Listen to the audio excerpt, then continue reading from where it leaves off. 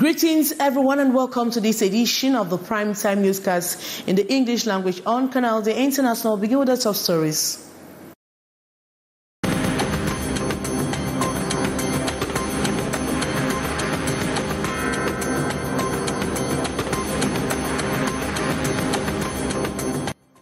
The Nigerian military has reported a successful counter-terrorism operation along the Cameroon border, resulting in the arrest of 8 persons subjected of smuggling fuel to Amazonian rebels in Cameroon. Tell you more in this edition of Newscast.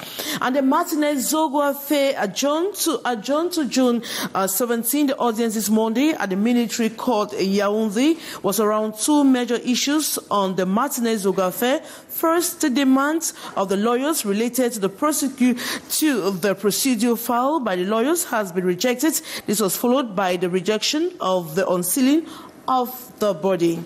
And thousands of Baccalaureate candidates commenced their exams early this morning amidst a mixed anxiety and anticipation. Those are major stories. Details right ahead.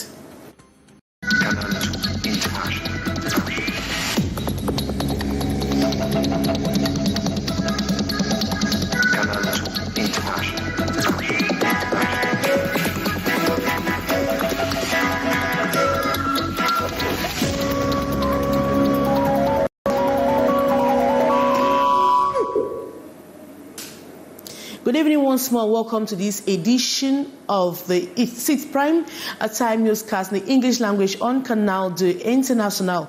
2 persons were killed over the weekend when a bomb exploded in a beer parlor opposite of the Bamenda regional hospital. We are in the northwest region of Cameroon. Everyone is linking the bloody incident to the Amazonian independence struggle. The bar owner suspects a hand of jealousy from arrivals in the liquor business. More with our reporter Saleh Sherifa, Annie Collins Annie. Though many have been quick to establish an umbilical cord between the current security crisis and last Saturday's attack in a beer parlor in Bamenda, the owner of the business premises himself does not seem to be of the same opinion. With the boom in this business due to its proximity to the mobile intervention unit of the police, he says rivals could be jealous. Connect with secret in another way, just so I can't destroy the place. But I'm not getting anything to do with them. It's a business strategy just to target this place and expose them. Situated directly opposite the Bamenda Regional Hospital, it was easy for injured persons to be transported for urgent medical attention, though one died on the spot. As a result, we received 41 injuries. 1 person died on the spot and was taken straight to the morgue. Another serious case was taken to the theater but couldn't make it, so a total of 2 deaths. In both male and female surgical wards, 11 victims are battling with various forms of limb fractures. And then the socks are well and from my foot, the socks just scatter. I only realized that I have bleeding on my leg, my head, and almost part of my stomach here was bleeding. So that is how I find myself in the general hospital. So they worked on me in the night, and I later went home. Eyewitnesses say 2 hand grenades were dropped in the popular bar by 2 men who immediately took off on 2 bikes. This attack comes barely 2 days after Thursday's coordination meeting concluded that the security of the region was in good health, but for a few exceptions. And the Nigerian military has reported a successful counter-terrorism operation along the Cameroon border, resulting in the arrest of 8 persons suspected of smuggling fuel to Amazonian rebels in Cameroon. More with our reporter Saleh Sherifa. In a recent statement, the Nigerian Army's counter-terrorism unit announced the dismantling of a fuel smuggling syndicate supplying separatist fighters in Cameroon's northwest and southwest regions. The operation, conducted along the Abonkarmi-Baissa Road in Taraba State near the Nigerian-Cameroon border, led to the arrest of Nigerian nationals aged between 19 and 34. According to the statement, the army also revealed that the suspect confessed to smuggling and selling fuel to the Cameroonian and Bazonian rebels, who are prohibited from entering Nigeria to purchase the product directly, following preliminary investigations. At the time of the apprehension, the suspects were found in possession of 3 vehicles carrying a total of 605 jerrycans of 24,200 liters of fuel. Further investigations are underway to identify additional members of the smuggling network. The development marks a significant stride in curbing the illegal flow of resources to terrorist groups and bolstering regional security efforts. And the Martinez Zogo case has been adjourned to June 17, 2024. The audience this Monday at the military court in Yaoundé was around 2 major issues on the Martinez Zogo affair. First, the demand for the lawyers related to the procedure filed by the lawyers has been rejected. This was followed by the rejection of the unsealing of the body. The outcome of the issues raised by the lawyers at the beginning of today's hearing, the rejections notwithstanding, the lawyers all agreed that things evolving with these, they have the opportunity to appeal within 10 days in line with Article 440 of the Penal Code. This May 27 rendezvous lasted 30 minutes. Rendezvous has been slated or taken for June 17, 2024. And thousands of baccalaureate candidates across the country commence the written part of the exams amidst mixed anxiety and anticipation. Despite months of preparation, the fear of unknown loom, as the students told us in this report. As early as 7 a.m., baccalaureate candidates flooded their examination centers, gripped by the fear of the unknown. Months of rigorous study seemed to provide little comfort as they approached the pivotal exams. The anxiety was palpable among the students who remained skeptical about what awaited them in the exam halls. On nous a demandé de rester calme, de bien réfléchir avant d'écrire. A thorough search of students at the main gates was effective, ensuring security and compliance with examination protocols. It was the same ambience across Government High School, Nilong Brazzaville, Government Bilingual High School, Cité de Palmiers, and Government Bilingual High School, Bobongo, Petit Paris, all accommodation centers in Douala.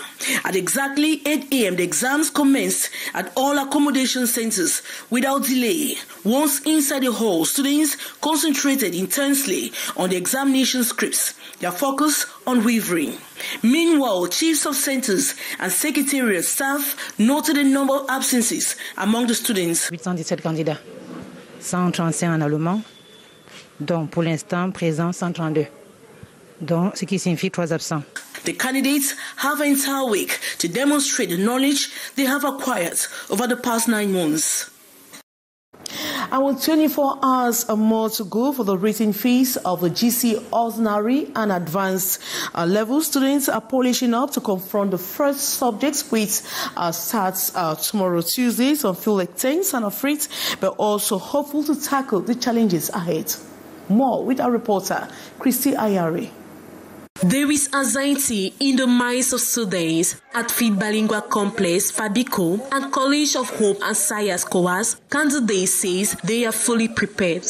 I am a little bit tense because we know this is advanced level and this is an official exam that everybody is supposed to write. Just thinking of what lies ahead. But I'm not afraid because I know I've prepared. Yes, so far I have prepared. But thinking about some of the things I have not covered gives me a little bit of feedback. I'm feeling great because the GC is near that I'm going to showcase what I've been learning after 9 months.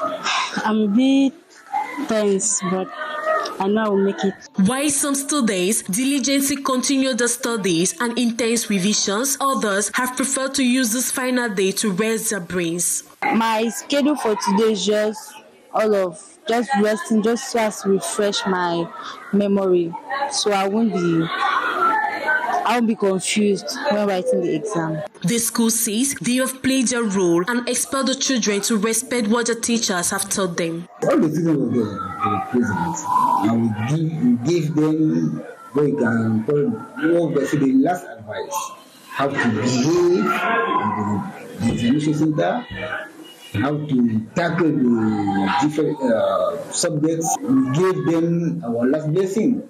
That above all, God must be in control for them to succeed. The different chief of centers have confirmed all is set for the candidate to begin with the examination. Quelques images à l'extérieur. Cameroon is celebrating a significant milestone in its pursuit of bilingualism with annual conference of directors of regional linguistic centers held in Douala today on May 27, 2024. The event highlights the essential role that English and French languages play in the nation's socio-political and economic growth. More in the full story.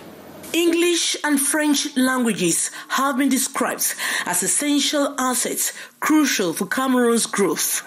To teach the two official languages to Cameroonians, they permit Cameroonians to learn these languages and therefore they become proficient in them.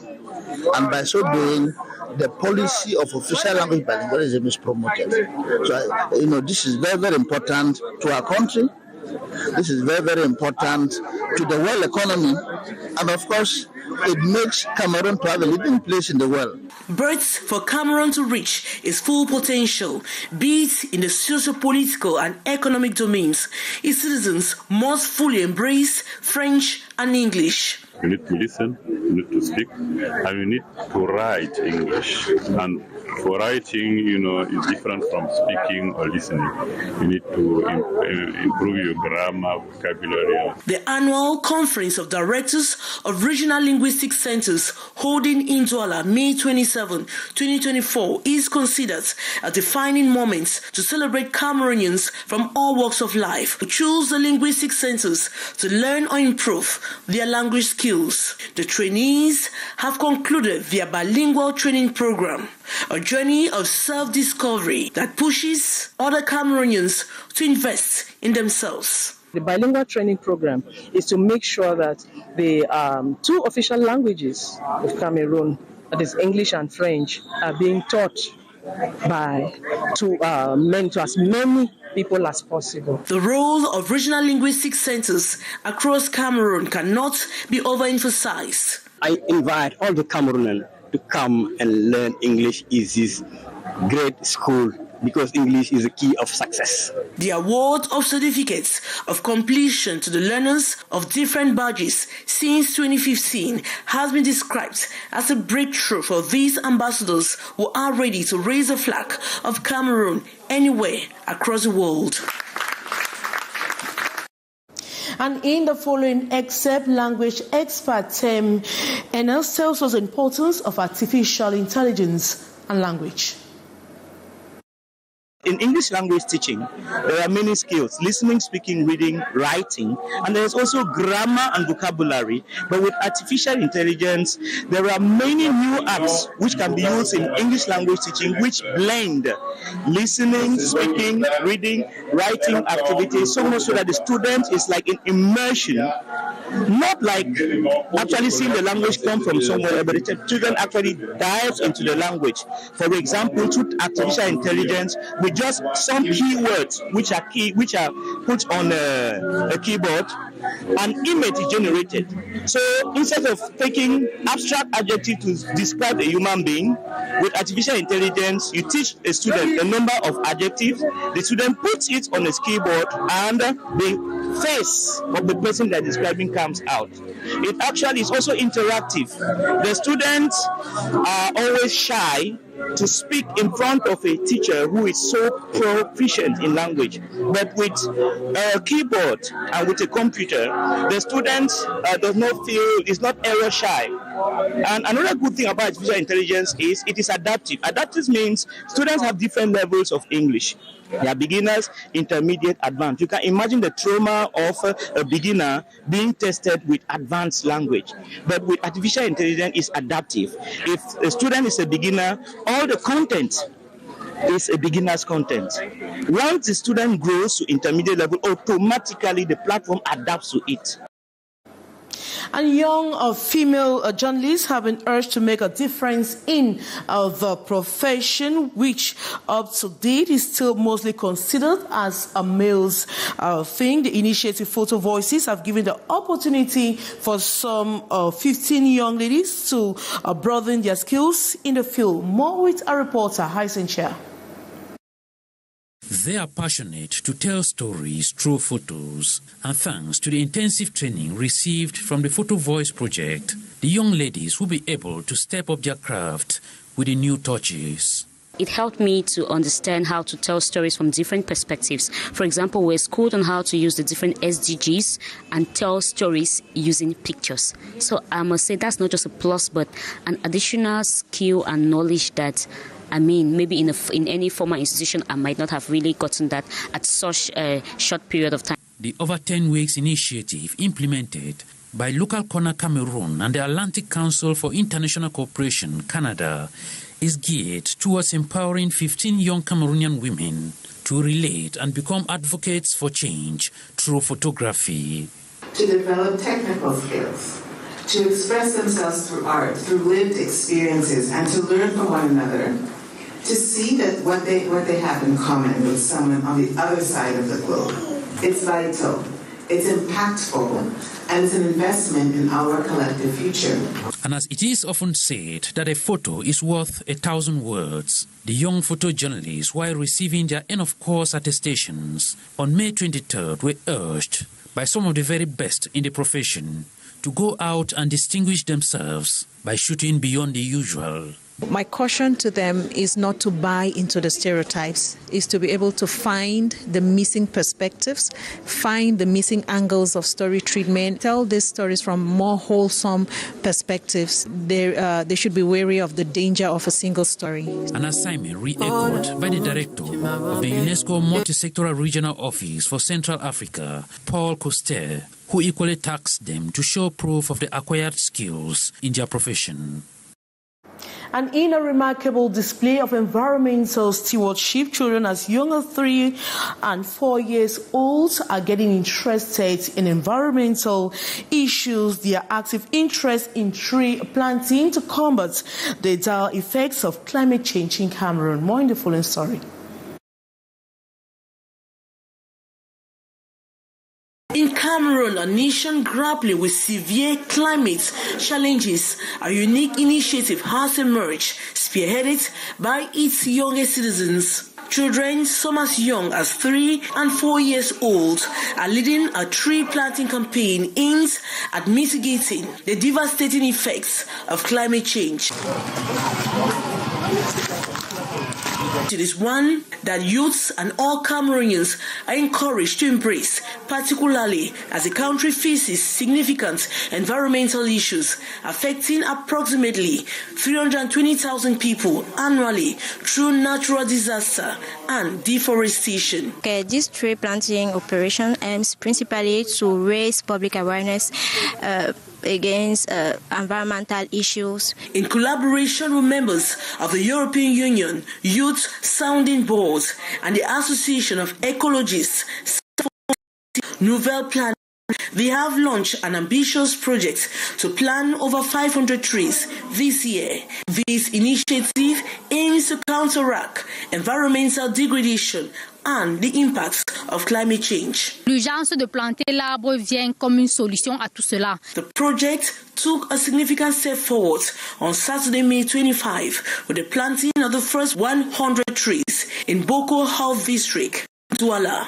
The choice of this location is symbolic, emphasizing the critical connection between a healthy environment and public health.